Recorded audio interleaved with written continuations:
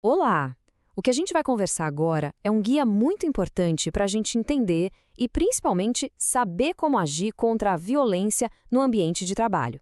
O nosso objetivo é bem simples: ajudar a construir um espaço de trabalho com respeito e, claro, que seja seguro para todo mundo. E para começar, vamos direto para uma pergunta que, olha, sempre gera muita dúvida. Qual é a linha que separa uma cobrança normal do trabalho de uma conduta que já virou abuso? É exatamente sobre isso que a gente vai falar. Então, para a gente não se perder, nosso roteiro está bem organizadinho. A gente vai começar entendendo o problema da violência, depois vamos diferenciar os tipos de assédio, falar também sobre racismo e etarismo, analisar os impactos na saúde, entender a diferença entre crítica e abuso e, por fim, o mais importante, mostrar onde buscar ajuda. Ok, vamos lá. A violência no trabalho é uma coisa muito séria. E ela não afeta só a pessoa que sofre, afeta a equipe inteira, a empresa toda. É que o ponto central é este. Quando atitudes como humilhação e agressão acontecem, elas simplesmente destroem a capacidade da pessoa de criar, de se sentir bem trabalhando. No lugar da satisfação, o que fica é a dor. Isso contamina todo o ambiente. Vamos agora para a segunda parte, que é fundamental. A gente precisa saber diferenciar os tipos de assédio, porque cada um tem uma característica específica. Entender isso é o primeiro passo para identificar o problema. Primeiro, o assédio moral. A palavra-chave aqui é repetição. Não é um xingamento num dia ruim, sabe? É uma perseguição constante, sistemática, que tem o objetivo claro de diminuir e atacar a pessoa psicologicamente. E essa imagem aqui ilustra isso perfeitamente. A humilhação na frente dos outros, os gritos, a intenção é exatamente essa: desestabilizar a pessoa, fazer com que ela se sinta humilhada e aos poucos isolada do resto da equipe. Agora, vamos falar do assédio sexual. Aqui, a característica principal, o que define tudo, é a natureza sexual da abordagem. E um detalhe super importante: é sempre um ato de poder, de intimidação, mesmo que não venha de um chefe direto. Olhem só essa cena, o toque que não foi pedido, a invasão do espaço pessoal, isso cria uma situação totalmente constrangedora, ofensiva. É isso que transforma o ambiente num lugar hostil e caracteriza o assédio. Então, para não ficar nenhuma dúvida, vamos comparar. O assédio moral é psicológico, repetitivo e quer destruir a pessoa profissionalmente. Já o assédio sexual tem a ver com a conotação sexual e, olha só, um único ato, se for grave, já pode ser considerado assédio. E dentro do assédio sexual, a gente pode ver duas formas principais. A chantagem, que é quando um superior usa o cargo para exigir algo em troca de um benefício, e a intimidação, que é quando o ambiente se torna hostil por causa de piadinhas, olhares ou contatos indesejados. E isso pode acontecer entre colegas de mesmo nível.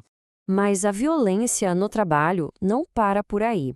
Vamos falar agora de outras formas muito graves, que são baseadas em preconceito.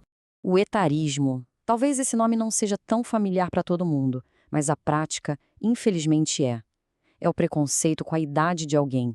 Isso gera muita exclusão, principalmente com os profissionais mais experientes.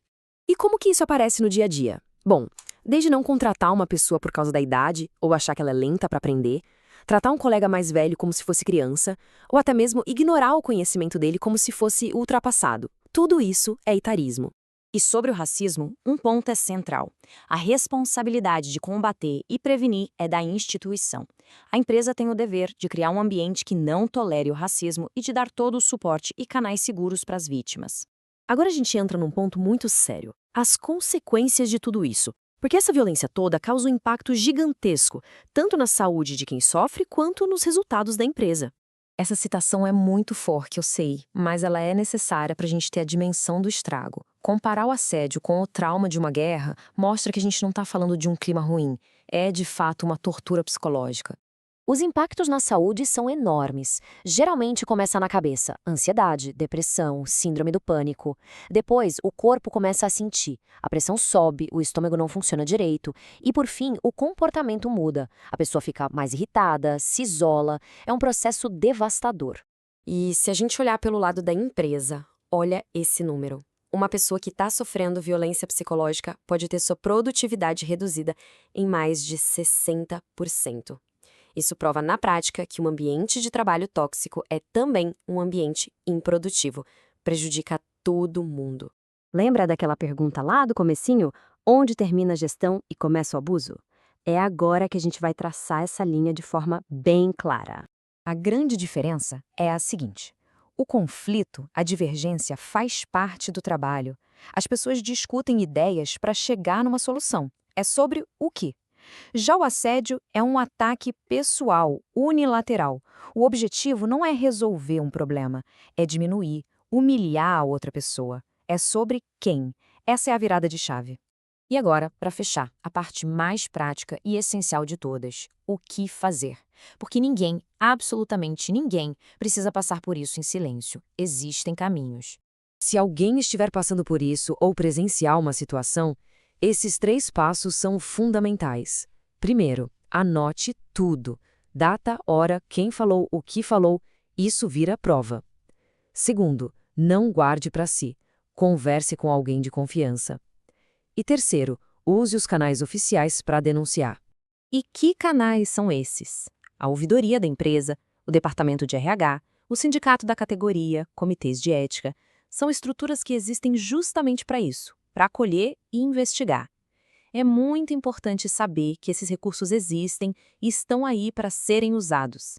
E a gente termina com essa reflexão, porque construir um ambiente de trabalho saudável, com respeito, não é uma tarefa só do chefe ou do RH.